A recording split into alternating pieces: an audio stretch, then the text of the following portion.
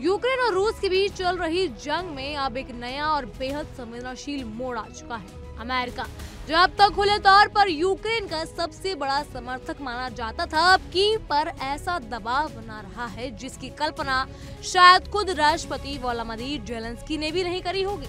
अंतर्राष्ट्रीय राजनीति के इस नई मोड़ में वॉशिंगटन ने ज़ेलेंस्की को एक ऐसा शांति फ्रेमवर्क स्वीकार करने के संकेत दिए हैं जिसमें यूक्रेन को न सिर्फ अपनी जमीन का हिस्सा रूस को देना होगा बल्कि अपनी सैन्य ताकत भी कम करनी होगी। जी हाँ, ये कदम अमेरिकी कूटनीति का अब तक का सबसे सीधा और कड़ा हस्तक्षेप माना जा रहा है, जिसे लेकर भू राजनीतिक हलकों में गहरी बेचैनी है।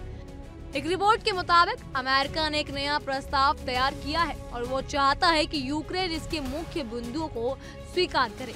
इस फ्रेमवर्क में यूक्रेन को कुछ इलाकों से पीछे हटना होगा, रूस के कब्जे को मानना होगा और अपनी सेना के आकार में कटौती करनी होगी। हालांकि व्हाइट हाउस ने अभी इसकी पुष्टि नहीं की है, लेकिन अमेरिकी राज्य सचिव मार्को रूबियो ने ये जरूर कहा कि अमेरिका दोनों पक्षों से बातचीत के आधार पर युद्ध खत्म कराने के संभावित विचारों की सूची तैयार कर रहा है। उनके मुताबिक इतनी जटिल और घातक जंग को खत्म करने के लिए कठोर और व्यवहारिक प्रस्तावों की आवश्यकता है और किसी भी स्थायी शांति के लिए दोनों पक्षों को कठिन फैसले लेने होंगे। यूक्रेन के लिए एक वरिष्ठ अधिकारी पहले से ही बता चुके हैं कि कीव को ऐसा संकेत मिला है कि अमेरिका ने योजना रूस के साथ साझा की है, लेकिन इस पूरी प्रक्रिया में यूक्रेन को शामिल नहीं किया गया है।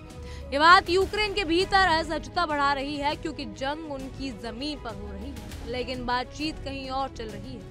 इसी बीच ज़ेलेंस्की तुर्की पहुंचे और जहां उन्होंने राष्ट्रपति एर्दोगान से मुलाकात की। अंकारा में हुई इस बैठक के बाद ज़ेलेंस्की ने अमेरिकी फ्रेमवर्क का सीधा जिक्र तो नहीं किया, लेकिन उन्होंने साफ कहा कि खून खराबा रोकने और स्थायी शांति के लिए जरूरी है कि सभी साझेदार एकजुट होकर काम करें और अमेरिका की नेतृत्व क्षमता को मजबूती बनी रहे। उन्होंने ये भी कहा कि दुनिया में केवल अमेरिका और राष्ट्रपति डोनाल्ड ट्रंप ही वो ताकत रखते हैं जो इस जंग को खत्म करवा सकते हैं।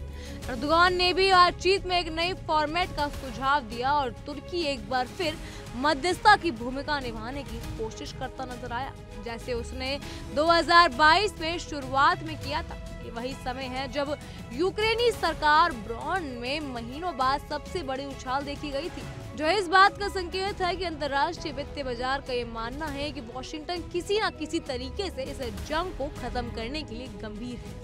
लेकिन दूसरी तरफ रूस लगातार अपने रुख में सख्त है। मॉस्को ने साफ कहा है कि वो यूक्रेन को नाटो में शामिल होने नहीं देगा और चाहता है कि यूक्रेन उन 4 क्षेत्रों में अपनी सेना हटाए जिन्हें रूस अपने हिस्सों के रूप में दावा करता है। जमीनी हालात ये बताते हैं कि रूस फिलहाल यूक्रेन के लगभग 19% हिस्सों पर कब्जा जमाए हुए है और ऊर्जा ढांचों पे लगातार हमले कर रहा है। हाल ही में हुई रात के हमलों में 25 लोगों की मौत हुई, जो इस जंग की क्रूरता की एक और याद दिलाती है। ज़ेलेंस्की भले ही युद्ध रोकने के लिए अंतर्राष्ट्रीय सहयोग की अपील कर रहे हों, लेकिन रूस स्पष्ट रूप से कोई नरम दिखाने के मूड में नहीं है। ये हालात साफ दिखाते हैं कि जंग अब सिर्फ मैदान की नहीं बल्कि अंतर्राष्ट्रीय राजनीति की मेज पर भी लड़ी जा रही है और इस बार दबाव यूक्रेन पर ज्यादा है। जमीन भी छोड़ो, सेना भी घटाओ और समझौता भी करो, लेकिन सवाल ये है कि रूस अपनी मांगों से पीछे हटने को तैयार नहीं और यूक्रेन अपने अस्तित्व पर समझौता नहीं कर सकता। ऐसे में ये अमेरिकी फ्रेमवर्क जंग रोक पाएगा या नहीं, ये आने वाले दिनों में ही साफ हो पाएगा। लेकिन इतना तय है कि भू राजनीति में ये बाजी अब और भी जटिल हो चुकी है।